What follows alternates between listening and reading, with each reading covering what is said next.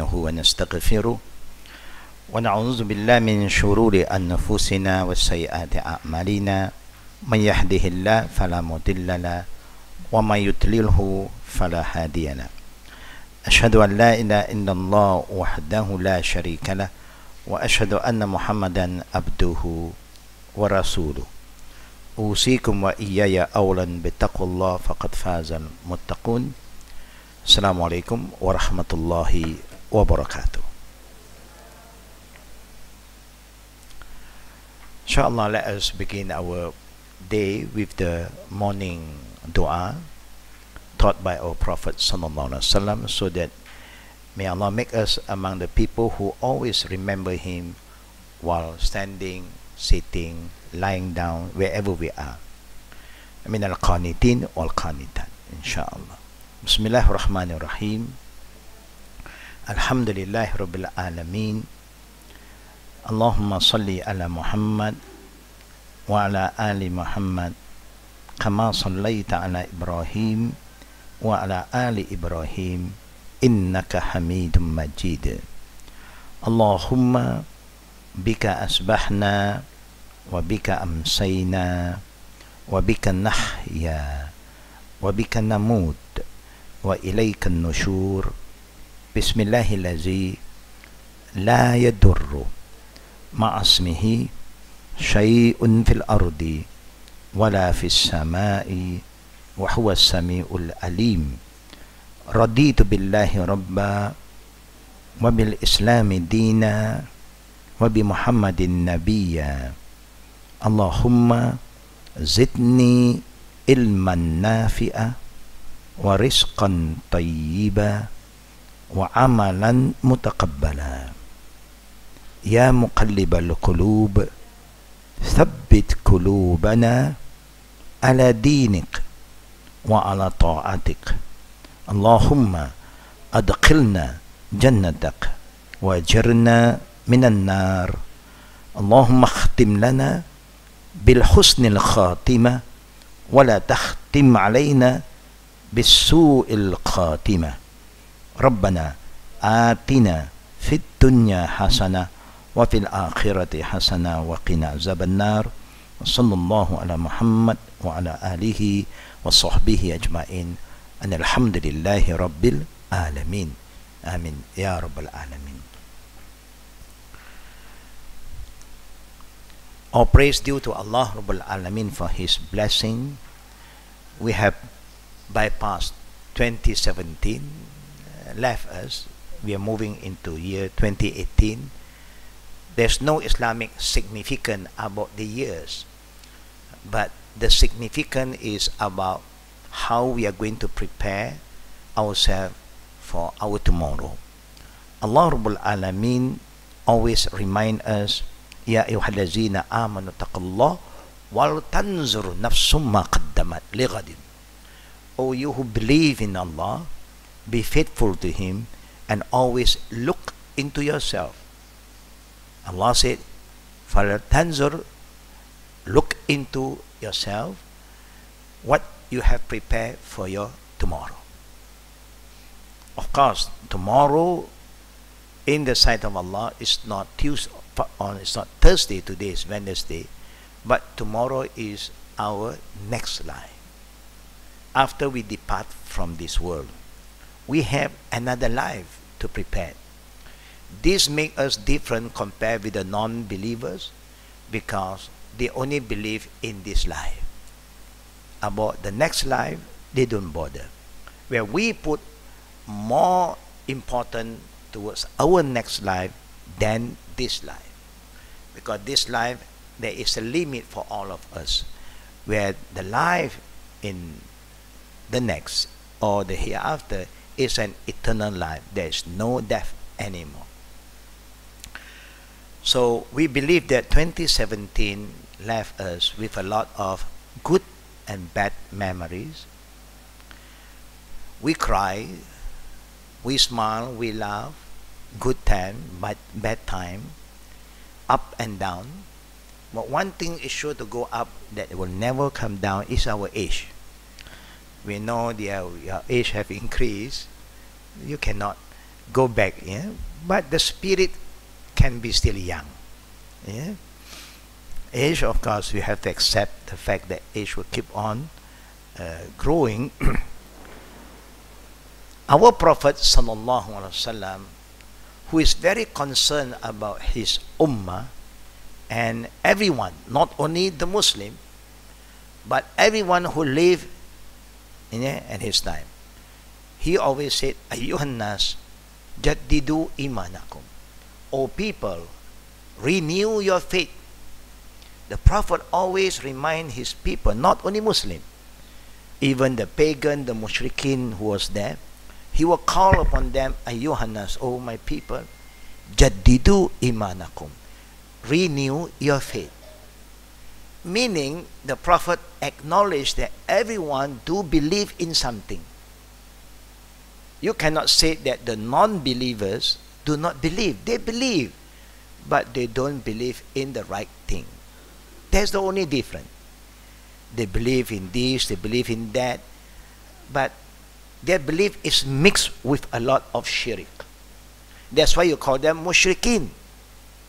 Mushrikeen is not talking about the disbeliever. It's talking about those who believe but commit shirk with Allah Rabbul Alamin.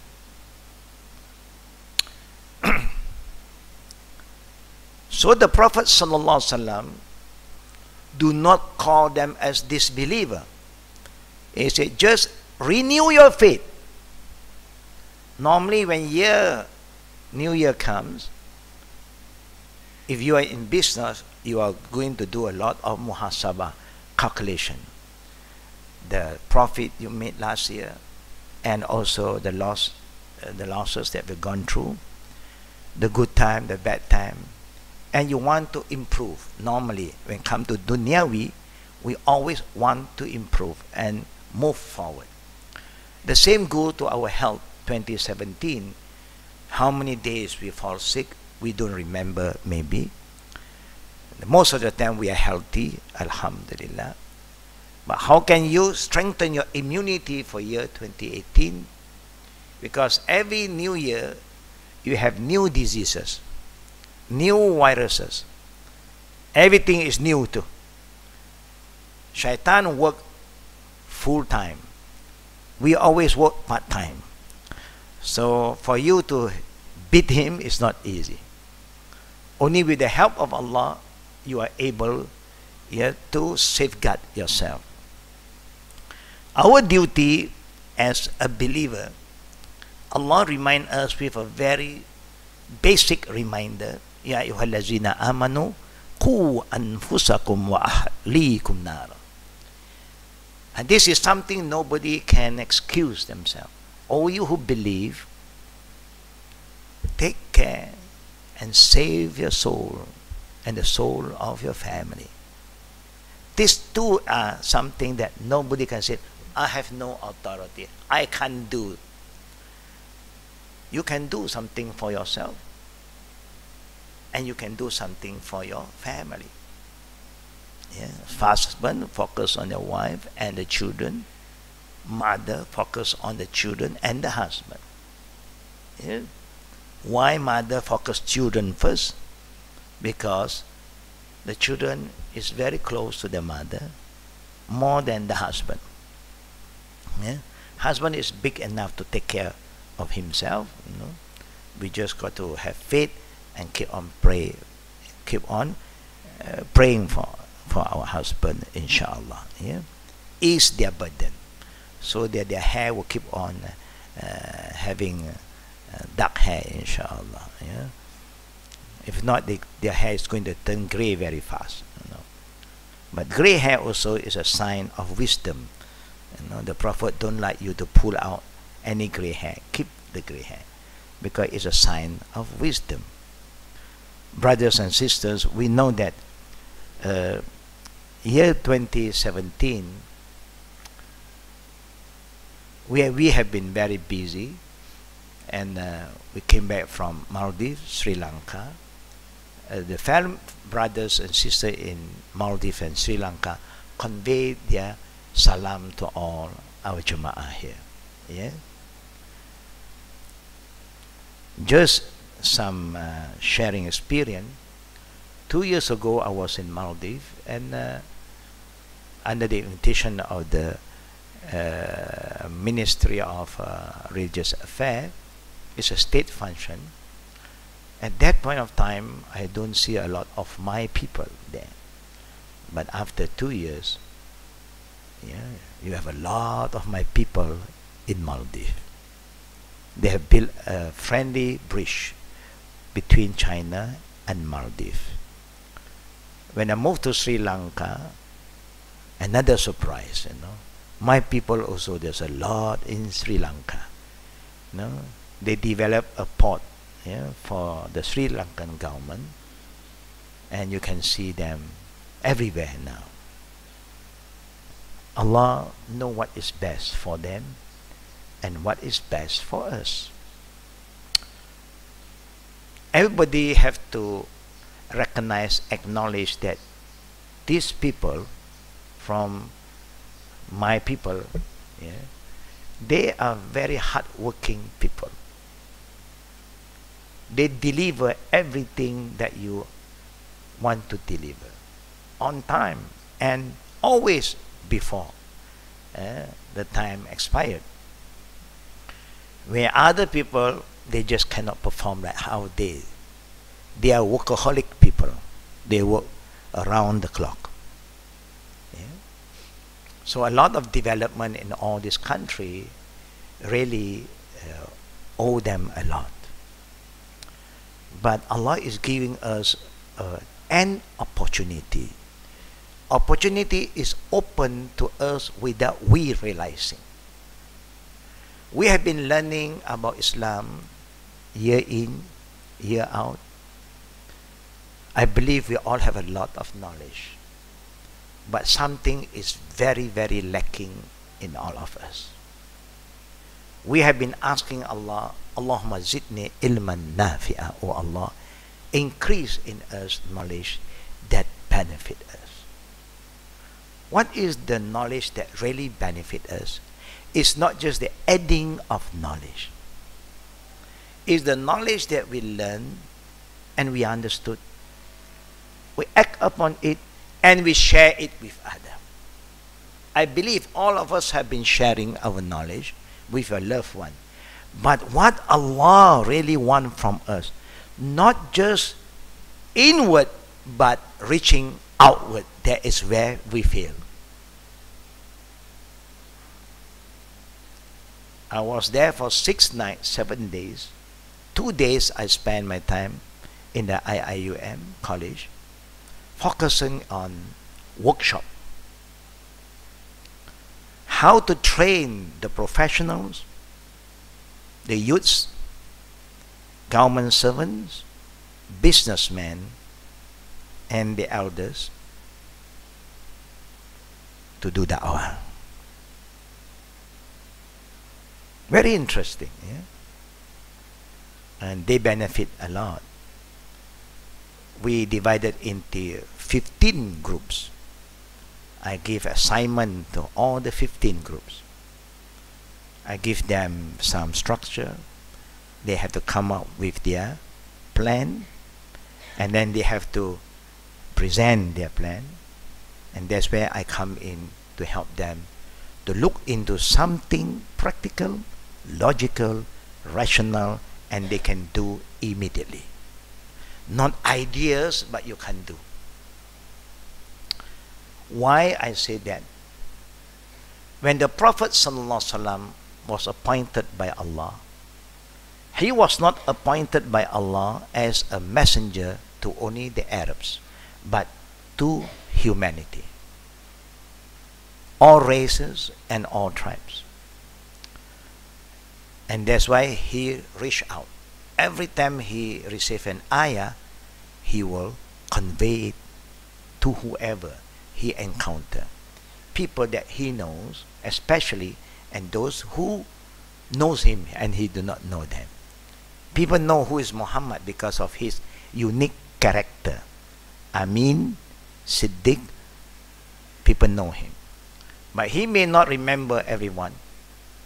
But the one that he's close to, each time when he get close to them, he will invite them to the deen of Islam. And that's why in 23 years, the whole Mecca changed. From the city of Mushrik, the city of idols, to city of Tawheed, only worshipping one God. We fail to make any changes.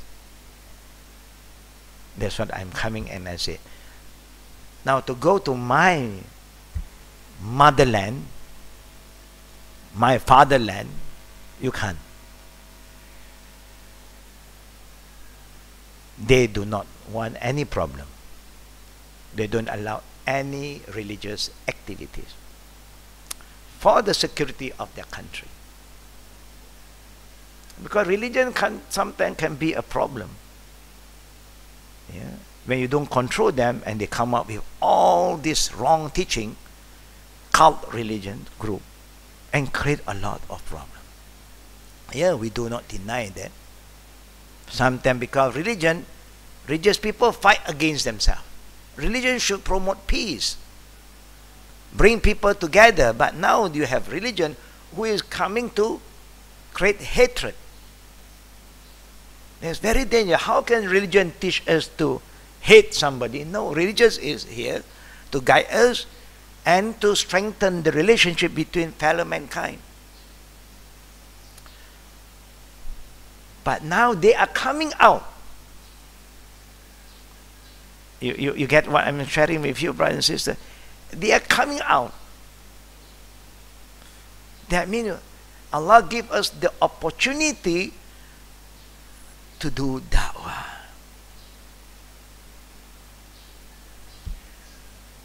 We hope, inshallah, 2018, our mindset will start to change.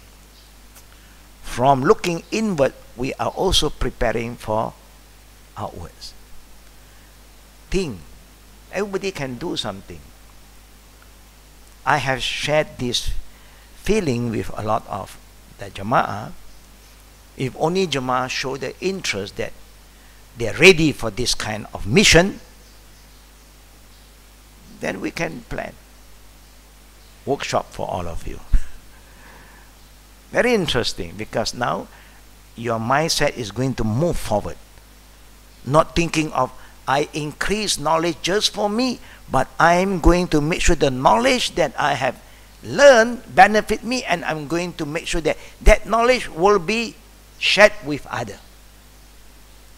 The technique of sharing the knowledge, how to communicate with others, the art of communication, this is very, very important. That is so lacking in the Ummah. It's about da'wah. That's why Allah asks us, وَمَنْ أَحْسَنُ قَوْلًا مِمَّنْ دَعَا إِلَى اللَّهِ. Allah is saying, whose word, whose speech is better than those who think of how to invite other people from outside to come inside. It's like us. We have friends who are still far away from the deen. How can we invite them to come to the class? Example. We have family who are still far away from the deen. How can we reach out to them, bring them closer? And then we have friends who are not yet Muslim. And this is the most important target group, who are not yet Muslim. How can we develop the interest in them to know about Islam? It's not difficult. But because our mindset today is not towards that. All the lecture that we have been listening is not moving us towards that direction. And that's why we are non-productive. Yeah, but inshallah, I start the first class on 2018 just to get our sisters especially motivated and get them ready. Yeah. Don't underestimate your skill. You have a lot of skill. You can do. Only but you are not guided towards that. You can do a lot. Yeah. There are two ways of doing it. One, we may have workshops, Or the second one, whoever show interest that you are ready, you have this kind of people around you, you can just come anytime when we are free. We'll give you some tips and you move.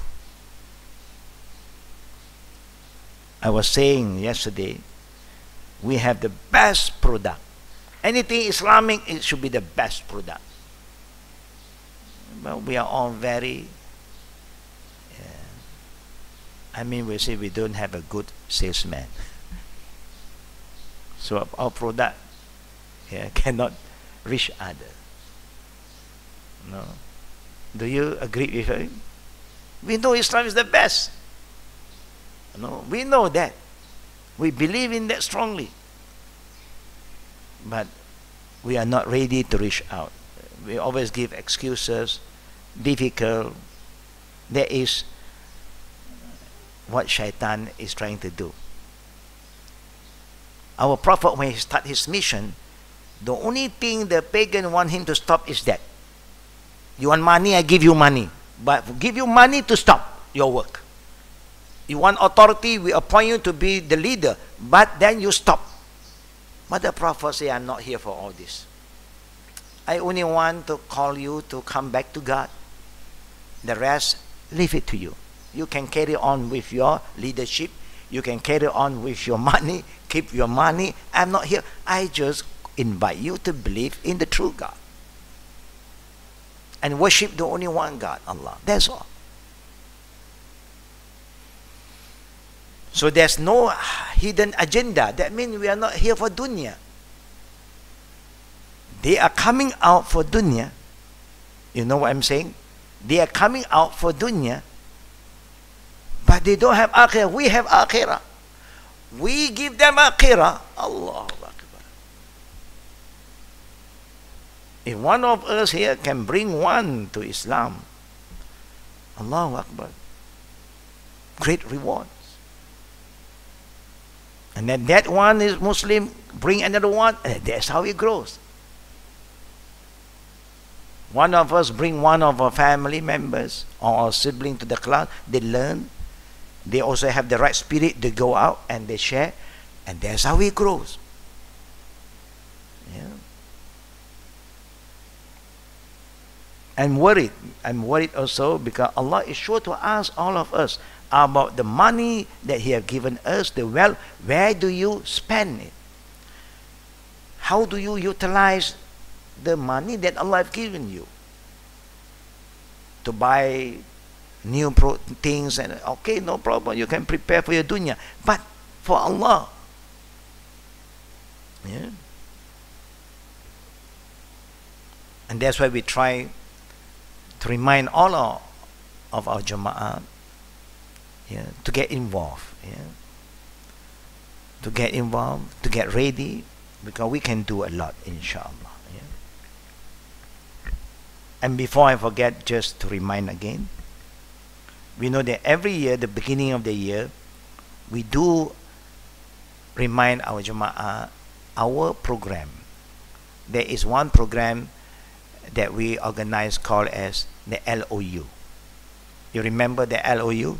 The letter of undertaking. Minimum, anybody want to contribute 1,000 ringgit that we have fixed from 10 over years ago as a contribution, a minimum contribution to the organization to move on with whatever activities that we are doing. There's a LOU, yearly contribution. You can do it in the office and they will know what to tell you, inshallah. So that at least whatever we do, you have some share there. And that's the reason we remind all of you. You know? Whatever we are doing, brothers and sisters, actually we are preparing ourselves for our tomorrow, so that we don't regret. I should have done that. No, we don't want that to happen. Yeah, the opportunity is there. We just do. Fastabiqul khairat. Allah said, anything good, be hasten. Don't. Okay. 2019, I will change, inshallah. 2019, we don't know if you are guaranteed by Allah, you will live until 2019, then you don't have to worry. End of 2018, then you change. If you know that Allah have guaranteed you, Allah said, Fatima, your departure deadline is January 2019. Then December 2018, you change. You become good. But none of us know when we are going to depart from this life. For those who are traveling, they know when is the departure date. But this journey is a one-way traffic. When you go, there's no return. Even you want to book a two-way ticket, but the angel of death only come and take you, not to send you back. May Allah give us the wisdom so that we become productive Muslim and Muslimah. So that Allah will reward all of us kindly. But remember, brothers and sisters, when we are proactive, it do not just safeguard ourselves, it safeguard our children and our family. Why? Because we have built up a shield, we are moving forward. So the benefit will also come down to our children. If you are not proactive, then our children will be more passive. But when you do something, they look at you and they follow up, and that's how they are more prepared for the future. We have children, we have grandchildren, we also want them to prepare themselves. But who have to set an example? We, when we are still alive. Don't just give them dunya. You have give them enough dunya. Time for you to balance up. I want you to prepare yourself, my son, my daughter, for your future.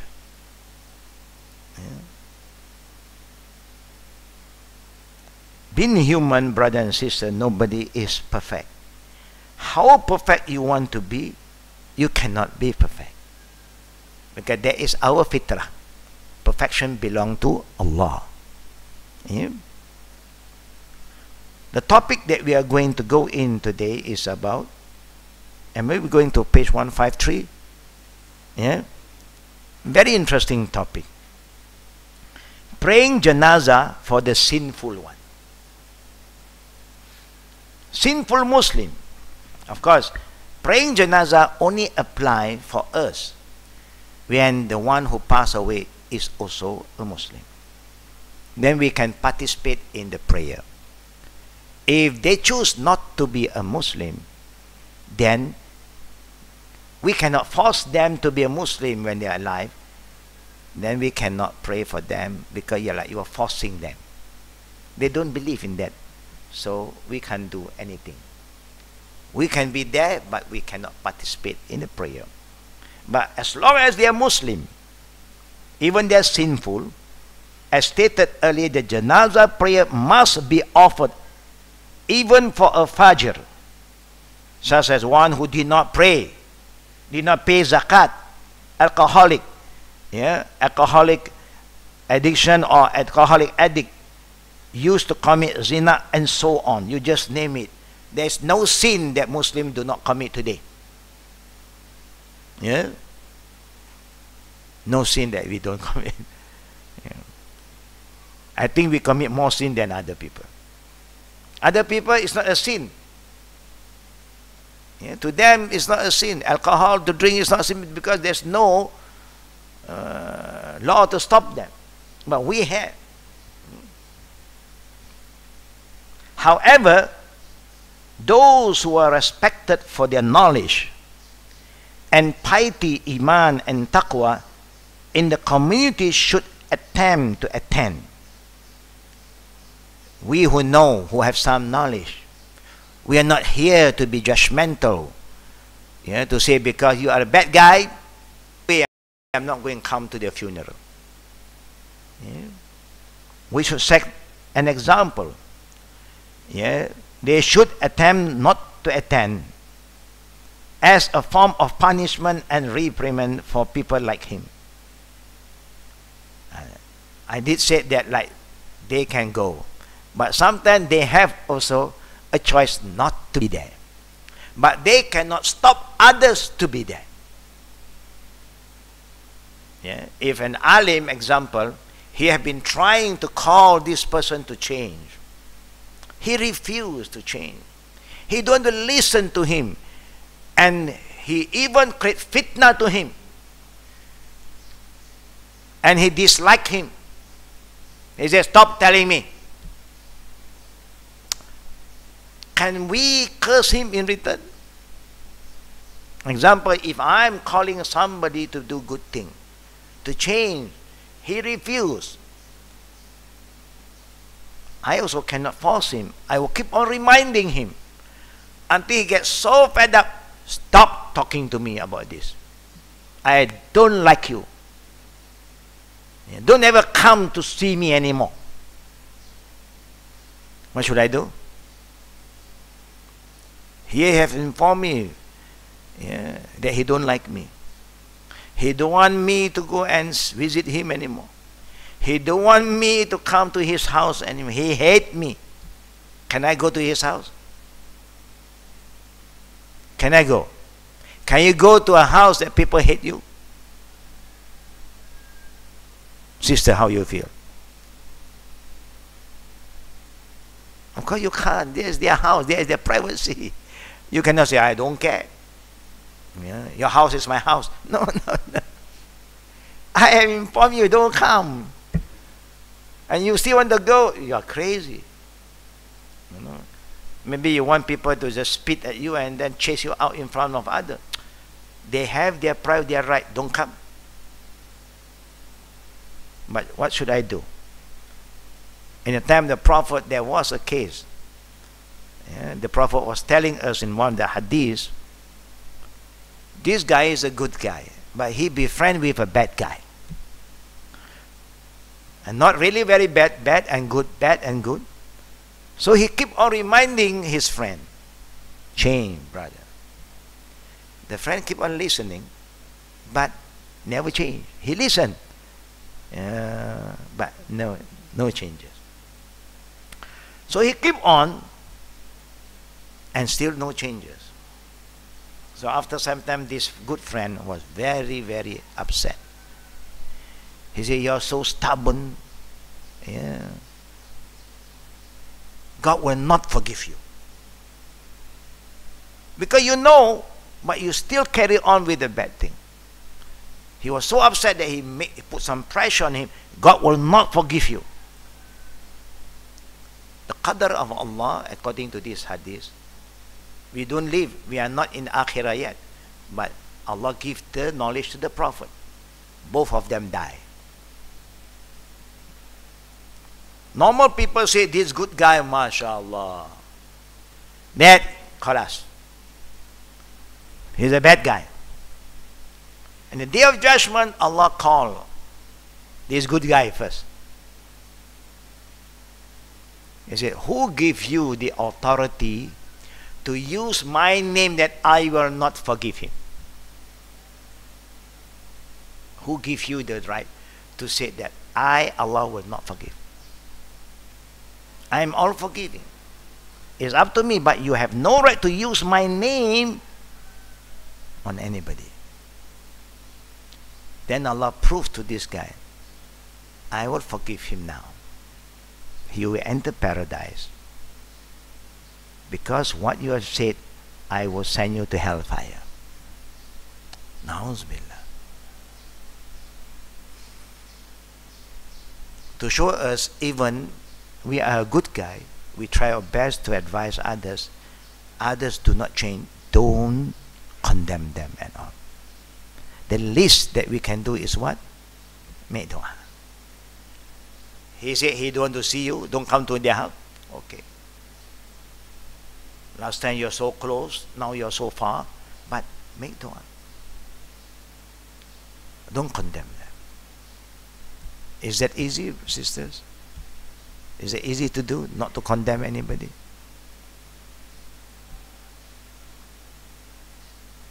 I know nobody is perfect. Yeah. But if that person died, and this is the thing that I'm coming in, can you go to the house and offer funeral prayer? What do you think? You have the right not to go. Because he don't like you to come when he was alive. Why must you go after he died? Maybe he have informed his family, so I don't like that person anymore. No, so the family also don't like you. But then you are there in front of them. Do you think you are going to bring some peace to them? But if his funeral is being sent to the masjid, you can go. Because if suddenly he wake up again, he was screaming, why are you here? Oh, you love to see me die. Yeah? He'll be very upset to see you again. So it's better you couldn't go, because when people don't like you to go to their house, when they are alive, even they are dead, you cannot go. Yeah? You have the right to excuse yourself not to go and pray there. But you can make a general prayer. Allahumma gfir lahu warhamhu wa'afi. You can do that. Why the Prophet wants us to do that? Because the Prophet said, Irham man fir yarhamkum man fis sama. Show mercy to Allah's creation. The one in the heaven will shower His mercy. That's how we have to do. We have to have a soft heart. Gone. So don't talk about that. You see what's happening to the media today? After Diana passed away for so long, you know what I'm referring to? You don't know? Alhamdulillah. It's coming up because the son wants to get married. Eh? This is the fitna after you die. This is what the Prophet always reminds us to make dua. Allahumma inni a'udzubika min azabi jahannam wa min azabil qabri wa min fitnatil mahya wal mamati wa min fitnatil masih dajjal. The Prophet wants us to recite this prayer every time when we perform our salawat.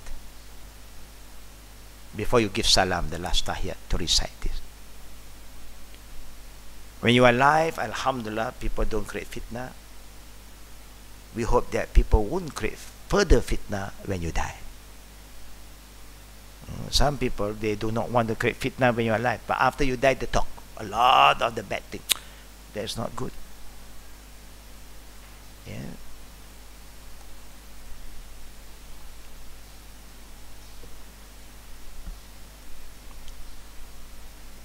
For a respected scholars, a person whose iman and piety is known to the community, they have the right not to attend, because we believe that this good guy must have been reminding them to change, call them to pray, call them to give zakat, but they are stubborn, they don't care. So the scholars can just excuse himself. Yeah. But he should not stop others. He should not stop others. Yeah. Maybe people want a scholar to be the imam. Please, my great imam, pray. It's okay. Anybody can come in. The son, he can excuse himself. You remember what the Prophet have done when a person who have debts? He asked, do this deceased have any debt? Yes. Any of the family members who are ready to take over the debt? No response. The Prophet excused himself. He just leave and let other people leave. Sometimes you have the right. The people of knowledge, the people who have done their best, when these people are so stubborn, and sometimes the family member also don't care, he have the right, in a nice and humble way, excuse himself. But he don't have to give a lecture there. You know, this deceased man, he's a sinner. He is an alcoholic. No, don't do that. Yeah? You just excuse yourself, yes. As a form of punishment, also a reminder to others, so that next time, if you want a good people to perform prayer for you, try to be a bit good. Not very good, a bit good. You know? Because sometimes people who are good is always been people ridicule them, people condemn them. Yeah? So they have to stay back. You see that sometimes people say, I don't trust you anymore. Kalas. Don't go and push yourself to a level that, you know, they hate you more. We hope they trust other people. Even the American $1 said, what? In God we trust. They have to trust God more than anyone else. Yeah. Now this was the practice of Prophet Muhammad ﷺ, as in the hadith of Zayd bin Khalid in the beginning of this chapter regarding the man who stole from the booty. There was one of the Sahaba, companion the Prophet, who was in a war together with the Muslims, and then the ghanima, the booty, yeah, or the war booty, is not for you to take without the permission from the Prophet. There will be a certain portion must be given to the Prophet. The rest, it will be divided accordingly to all the soldiers that participate. But you have no right to take without that kind of arrangement. It's like today, you see, when people attack countries and then they went into the palace. In the time of Saddam Hussein, they got a lot of gold. They cannot just take it. I don't know. Maybe somebody will take it first and hide somewhere first, and then they say, oh, this is what we declare. No. We have no right. Because that guy stole from the booty, the Prophet do not pray for his funeral. But he never stopped others. Also, Abu Qatada radiallahu anhu reported that when Allah's Messenger was invited to pray janazah, he would inquire about the dead person, the deceased. If he is praised as having been good, he would stand and pray for him. But if he is described as having been otherwise, he would tell his family, you take care of him. Sha'nakum biha. The Prophet excused himself. You see, the Prophet also are very careful. He's not going to come up with a statement, negative statement. No. He said, you take care of him. And he would not pray for him. He just excused himself. And Jabir bin Samurah radiallahu anhu reported that a man fell ill and his family wailed over him. His neighbor came to the Prophet ﷺ and told him that he died. The Prophet ﷺ asked him, "Wama yudrik?" How did you know? The man replied, I saw him. He said, he did not die. Innahu lam yamut.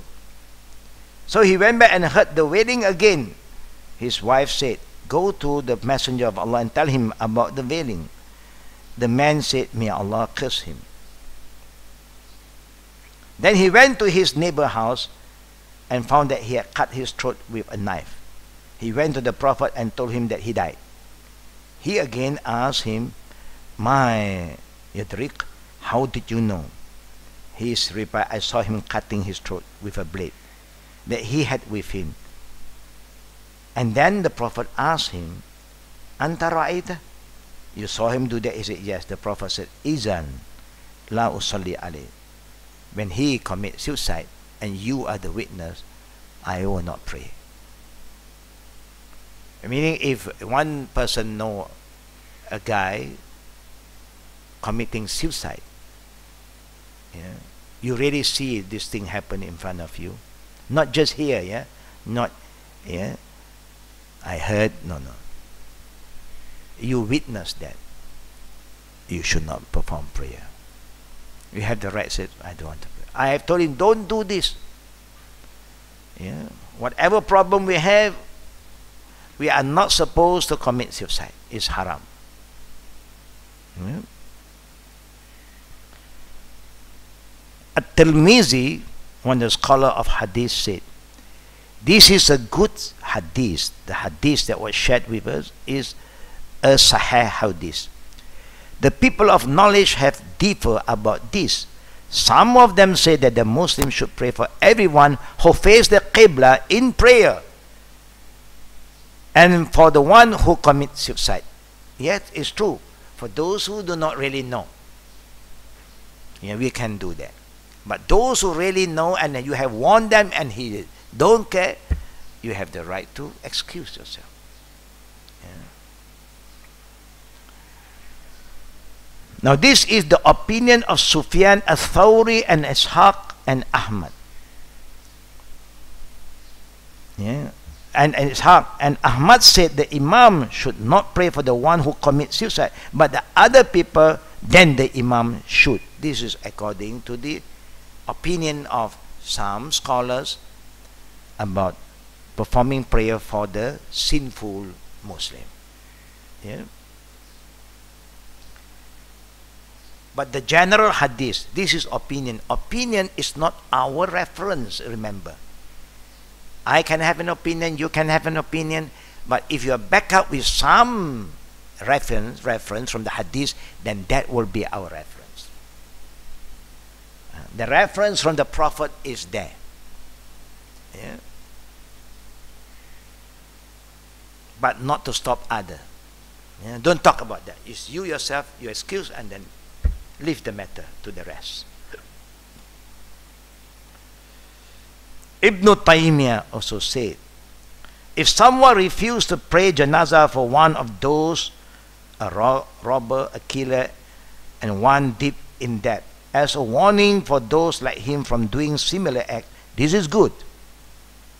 That means you excuse yourself because of this, you have a good reason. Yeah? And if one refused to do that in public, but makes supplication for him in secret, thereby fulfilling both interests, this is even better. That means we can still make a dua for him. Yeah? Secretly, we don't participate openly, but secretly we pray for him. Yeah? Because nobody is perfect. We ask, may Allah shower His mercy on him. There's nothing wrong. Allahumma ighfir lahu warhamhu. Always the Prophet said, when a person dies, istaghfiru li aqikum. Make that minimum prayer. Yeah? Why? Because we are not going to send a message around, even how bad you are, don't worry, I will pray for you. And then you are not teaching the people that you are very serious about certain things. And that's why the Prophet is teaching his ummah. He took that seriously. That when he asked this dead person, have any debt? Yes. Anybody want to take up the rest? No. He just leave. Just to show us that this is a serious matter. Don't take it lightly. Yeah.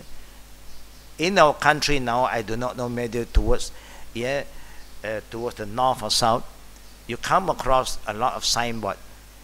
Pray before you were been prayed. Pray. Salat sebelum kamu disolatkan. That's why they just remind the people, please, if you want people to pray for your soul, for your dead body, you must engage in prayer.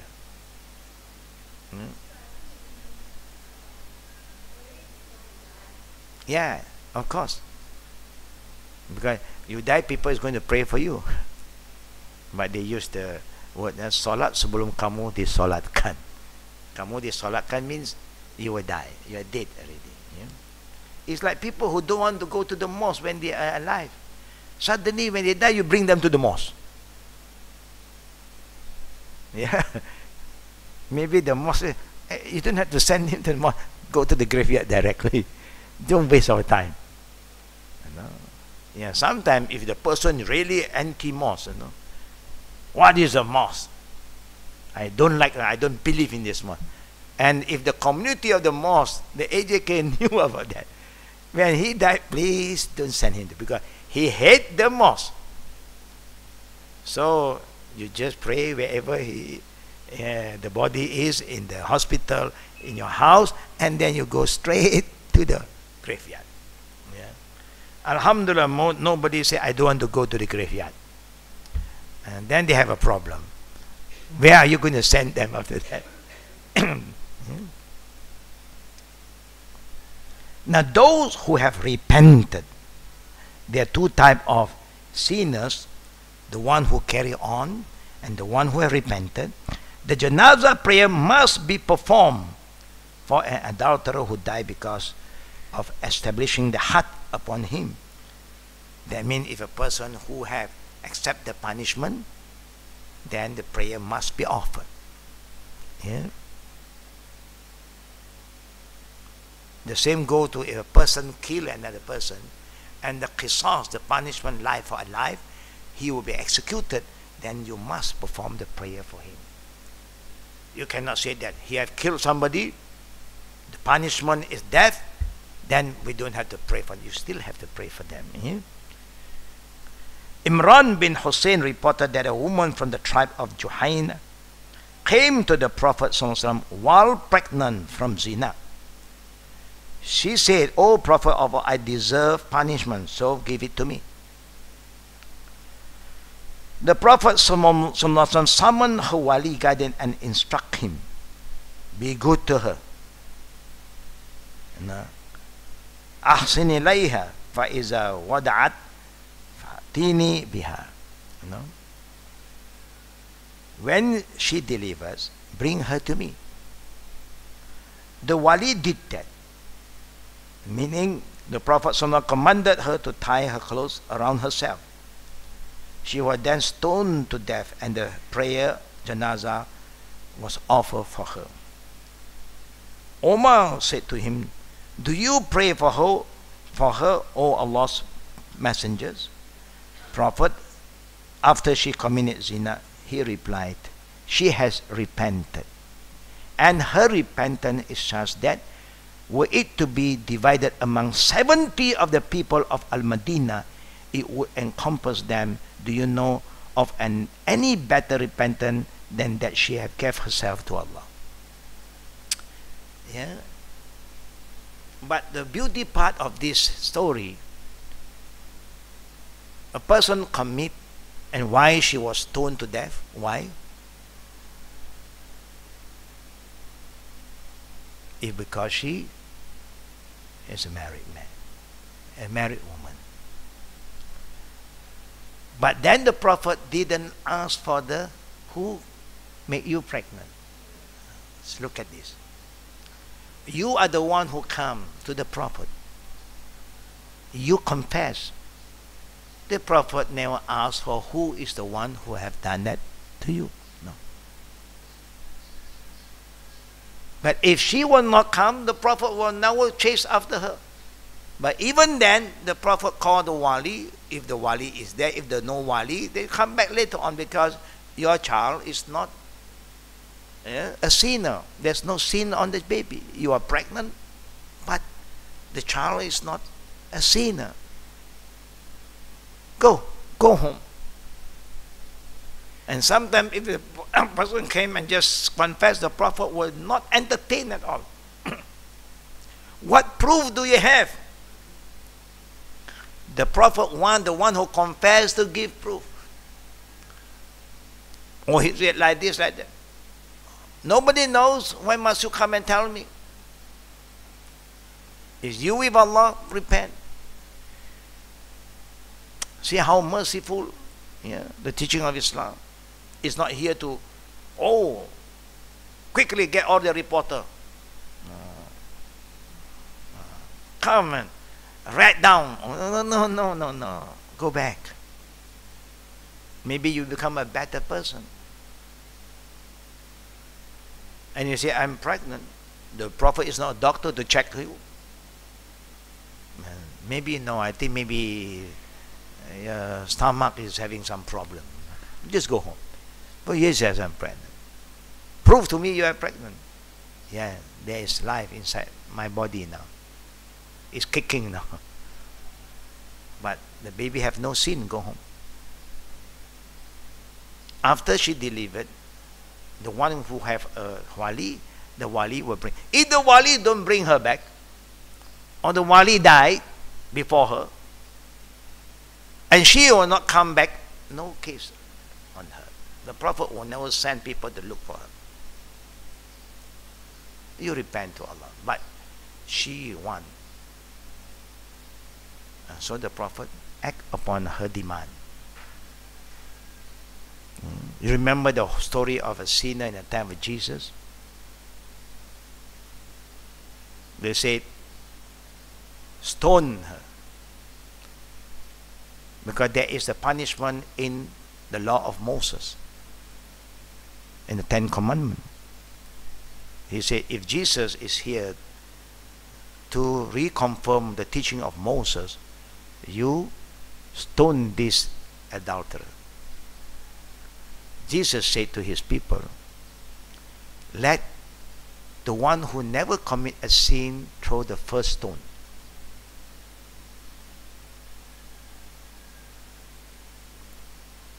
You want to throw stone at people, you want to punish, let the one who never commit a sin throw the first stone. Nobody want to throw.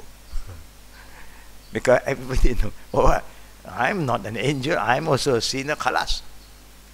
Yeah. If there is a door of repentance, repentance is the best. If there's any chance for you to show mercy, showing mercy is the best way out. Yeah. Can you imagine, brothers and sisters, that the prophet said, her repentance is such that were it to be divided among 70 of the people of Medina are blessed by the Prophet ﷺ, also blessed by Allah. That's why Allah said, وَالسَّابِقُونَ الْأَوَّلُونَ مِنَ الْمُحَاجِرِينَ وَالْأَنصَارِ. The people of Medina, Al-Ansar, is mentioned in the Quran. It would encompass them. 70 good guys. Compared with that woman, she can be better than the 70 good guys.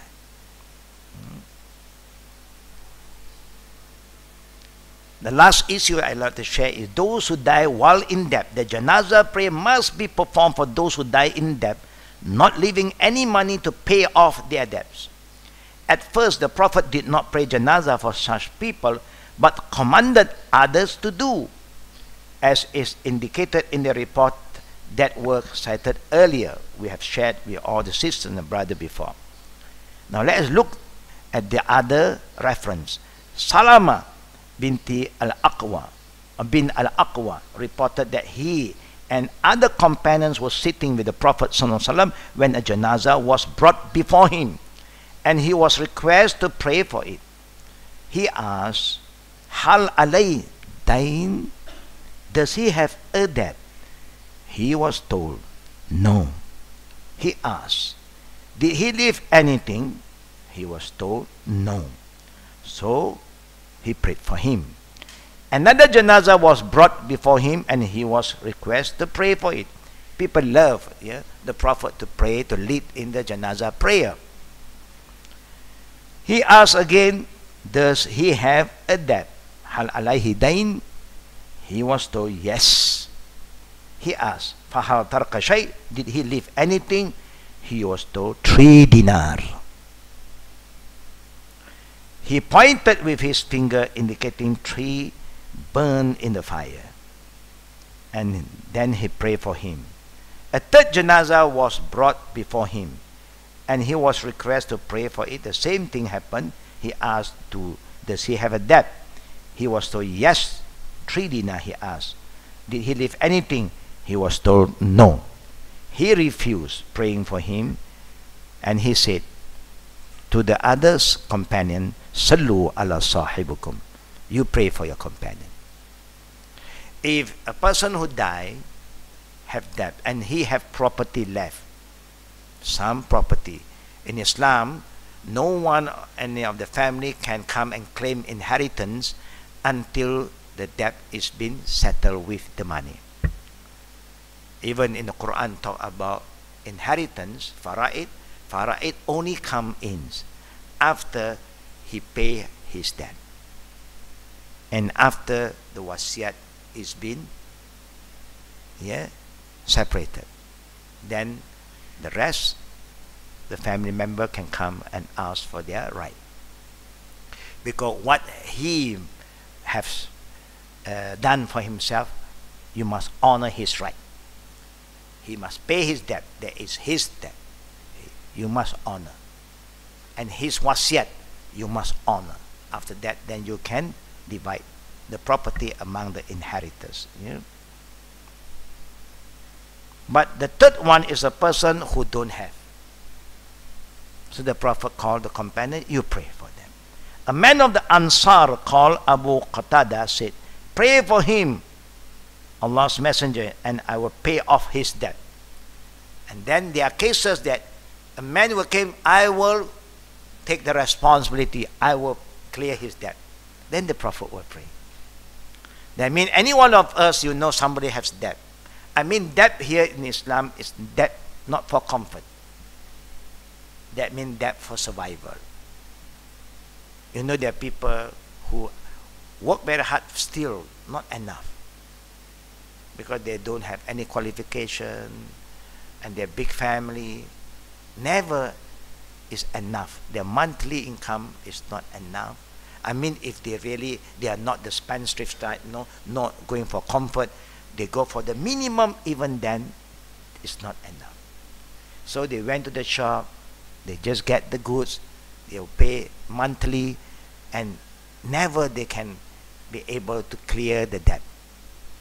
They can just ease, bring it down, but cannot clear. For this kind of debt, if no one is there to help him, we said, I will settle his debt. Then, alhamdulillah. The Prophet will pray. Then all the good people also must pray.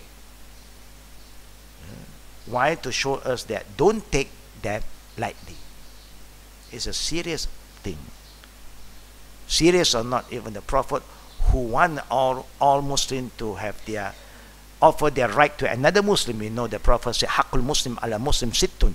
The right and obligation between Muslims, there are 6. One of them, when he die, you should perform prayer for them. It's our duty. And that's why you don't have to pay them any money. You don't pay people for performing funeral prayer. It's not good. Then you are corrupting their intention. By having good intention for all, now they pray and then they are expecting some money to come in. You want to give some money, token, you can give other time. You don't give when people are praying, because then people are expecting, they make long dua and money didn't come in yet. You make longer one. You hope that somebody will just pass in front of you and put the money in your pocket. Before we know, in the kampong style, you have this problem. I remember when I was very young, before I went to Medina, there was in the early 70 or late 60.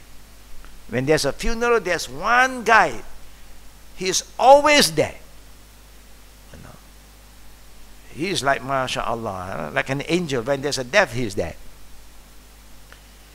And he always come out with the shirt with money pocket, because he know each time people will come and put the money while you are praying, making dua. Then he come and put the money, the kampong style. And then after that he'll say, oh, this kadekut, this family. So he said, this is the most powerful prayer. Before the end of the prayer, you get the reward already. You corrupted their intention. So when we know that you are not supposed to take it, when people come to, before that we have informed the family, please don't do this, yeah? Please don't do this. Later on, you do to other people, up to you. But while we are making dua, you don't come and put money on our pocket. It's very bad. You know? To the extent that I've come across, yeah, some good guy, very good brother, businessman, they send letter to me. A wasiat letter. To remind me if anybody come and pray for my funeral. Yeah, pray for me. I'm going to give him 50 ringgit. That was when in the 70s. 50 ringgit. The imam, I will give 300. So he's sending letter now. He's worried that nobody pray for him. He's a good guy. Yeah. But he want more people to pray for him. He have come up with letter, 50 ringgit for one person, the imam 300. That time 50 ringgit is big, you know. So when I met him, I said, Dato', why you have to do that? Don't have to. No, it's my sadaqah. I said, you want the sadaqah? No problem. If we can do it in another way, not when people are praying, you give. Later on, in other occasion, you want to give it to them, there is no problem. Yeah. If not, then it becomes very expensive to die. It becomes very expensive. When we Muslims, very easy. When you die, everything is been taken care of by right. The one who is still living should come and ease the burden. Prepare food for their family. Don't let them worry about this payment, that payment. The community have to come in handy to help them. This is the spirit of Islam, yeah? And it's important for us to learn. Yeah? Later on, however, the Prophet ﷺ prayed for those who could not fulfill their debts. Jabir reported a similar incident to the above incident, adding that after Allah subhanahu granted wealth and power to his messenger, he said, Ana awla bi kulli mu'min min nafsi. Faman taraka daynan fa'alayya qada' wa man taraka malan falaw warasahu. I have more right or claim over each believer than he has on himself. Now the Prophet is here to tell us he have more right upon us, to show us how responsible the Prophet is. As long as you are his ummah, no, he have right upon you. Whoever leave behind a debt, I will fulfill it. He is like a father figure now. And that's why the Prophet wants us to love him. And he put a condition, لا يؤمن أحدكم حتى أحب إلي من والده ووالده والناس أجمعين. Your iman cannot be perfect until you love me more than your parents, more than your friend, your sibling, and everyone, even more than yourself. Because I am like a father to all of you, not only here. In the hereafter, I will still be responsible to clear your debt. Allahu Akbar. With condition, yeah. You see it? If you leave behind a debt and you have nothing to pay, I will fulfill it. And whoever leave behind a wealth, it is for his inheritors. That means whoever have property, the inheritors have the right and must take up the responsibility. But if you don't have anything to pay back, you don't have any family, you are the lone ranger, then the Prophet said, I will be your guarantor. In the day of judgment, when you cross the Sirat, the first bridge, you enter the second bridge before Jannah, Al-Qantara, that's where the Prophet will be there to settle your debt. Not by money. You don't need money at that time. Money have no value. The Prophet just have a trade with the one who lend you the money to change for his intercession, shafa'ah. And his shafa'ah is the most important and valuable thing. Yeah? Similarly, Abu Hurairah reported that when an in-depth disease was brought before the Prophet ﷺ, he would ask, did he leave money to cover his debt? If the answer was yes, he would pray for him. Otherwise, he would not, and would say to the companion, pray for your companion. But after Allah granted him the victories, that means when the Prophet have the money, the wealth, now he's going to use this wealth to pay his ummah. That is when the ummah is still alive with the Prophet. But now we are his ummah, but the Prophet is no more with us. So he will wait for us in Akhirah at an area after Al-Qantara. Ana awla bil mu'minin min anfusihim fid dunya wal akhirah. Allahu Akbar. Look at this ayah in Surah Ahzab verse 6. I have more right to the believer than their own self. Recite if you wish. Qra'u in shi'tum. An-nabiyyu awla bil mu'minina min anfusihim. Surah Ahzab. The Prophet has more claim over the believer than themselves. Thus, whoever died leaving behind a debt without enough money to fulfill it, I will fulfill it. And whoever leave behind a wealth, it is for his inheritor to carry out their responsibility. Because there is property.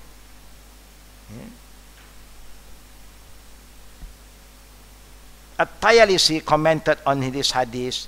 This abrogated other hadiths regarding the in-debt.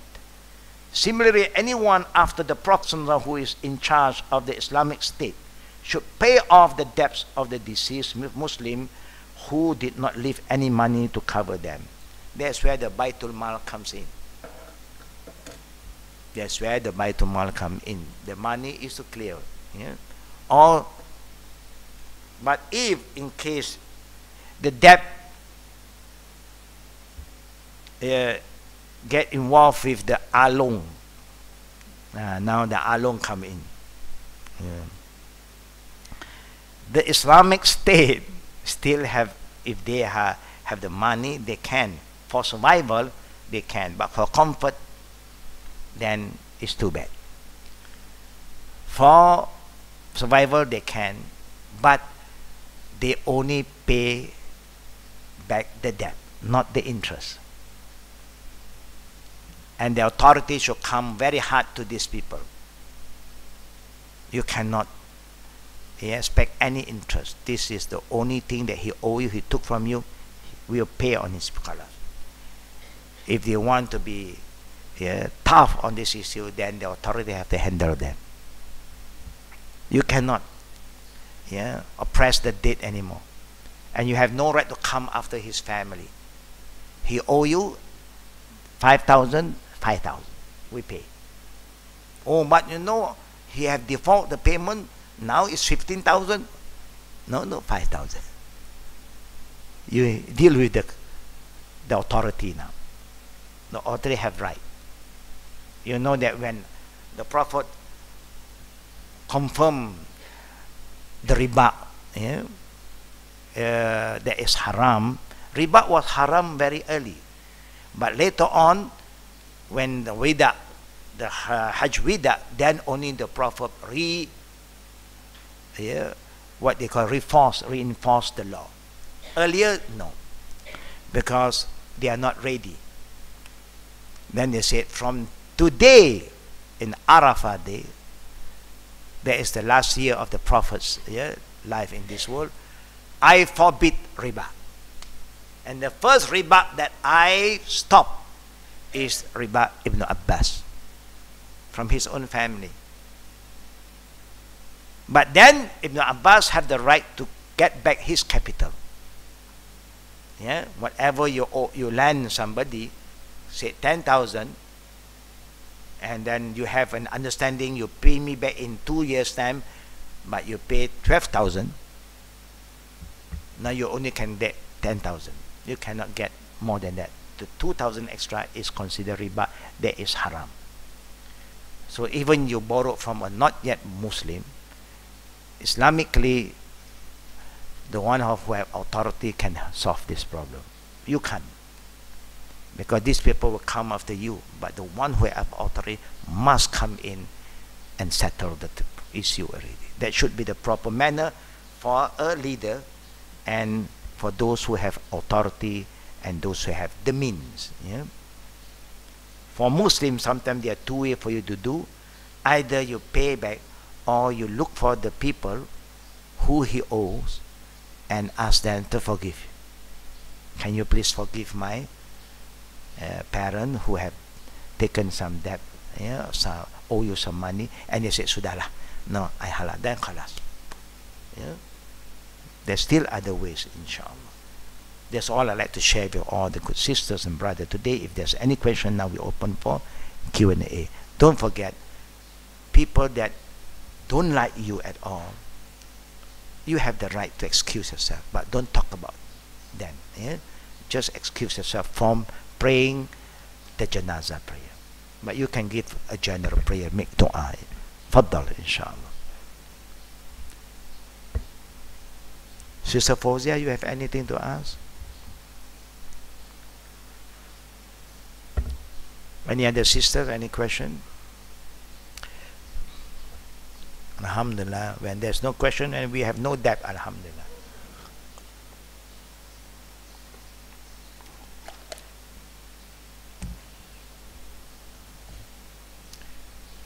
Something that I like to remind all the good sisters, if you have a debt and you are planning to go for Umrah, pay the debt first before you go for Umrah.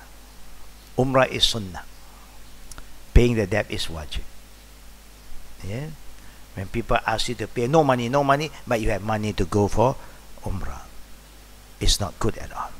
Yeah? Unless you have an understanding that I will pay you monthly and the monthly payment is ongoing, then no problem. Yeah, no problem. You want to go to Switzerland, honeymoon, no problem. Because that is the understanding. No, I will pay you monthly. Yeah. But it's always better to clear your debt as soon as possible. Yeah? To safeguard yourself. Now,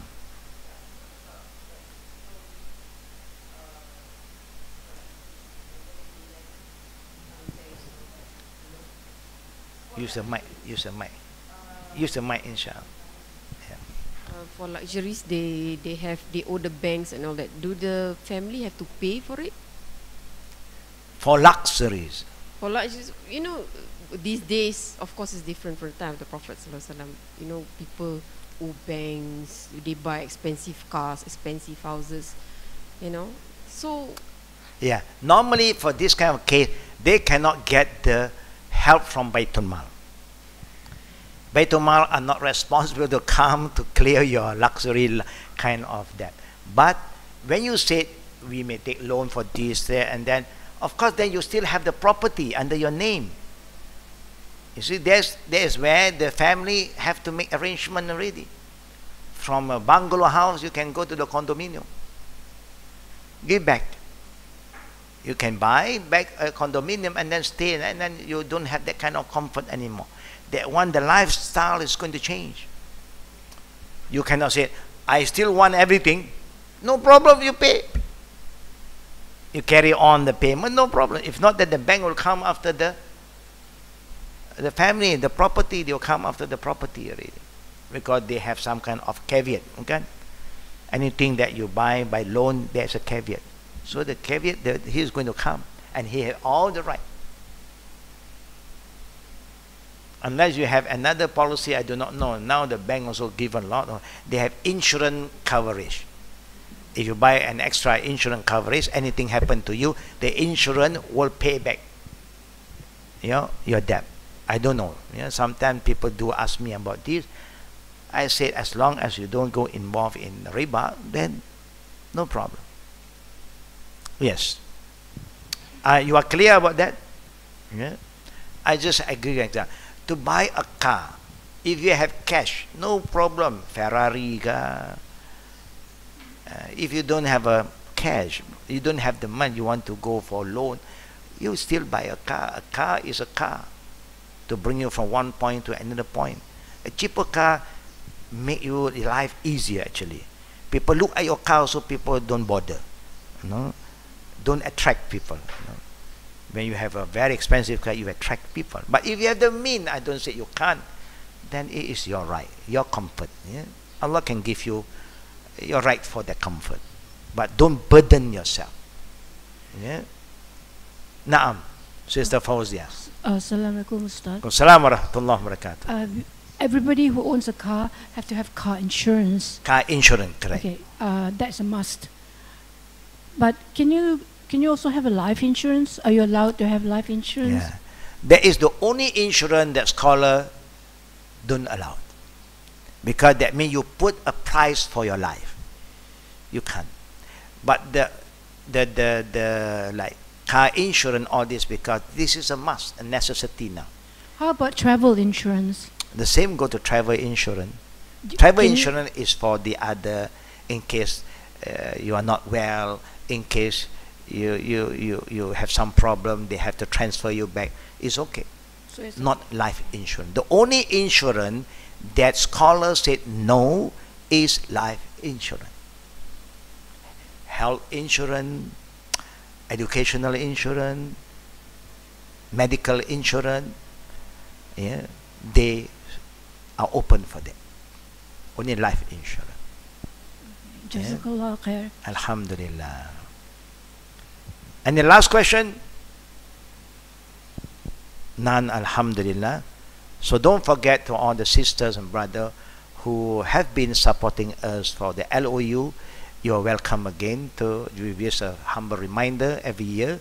We start this LOU reminder so that you don't forget to participate in our activities. It's just a 1,000 per year LOU, letter of undertaking to help Al-Qadim carry on with whatever activities that they are doing. Yeah? We know their activities for the rivers, follow up, we have retreats sometimes. We want the bond among the rivers, so that they feel that there is a family kind of bonding, when they come to Islam. And we have the poor and the needy to help, the rivers and so on. So inshallah, anybody, we have the Home of Hope to run, the tahfiz to carry on, inshallah. May Allah reward all of us for whatever you have been doing all the years with us, and may Allah make us become more productive after this. So for anybody who feel that you are ready or you are not ready, let us know whether you want me to organize the workshop for all of you, inshallah. وبالله توفيقي والآخر دعوانا والحمد لله بالعالمين سبحانك اللهم بحمدك نشهد أن لا إله إلا أنت أستغفرك وأتوب إليك السلام عليكم ورحمة الله وبركاته.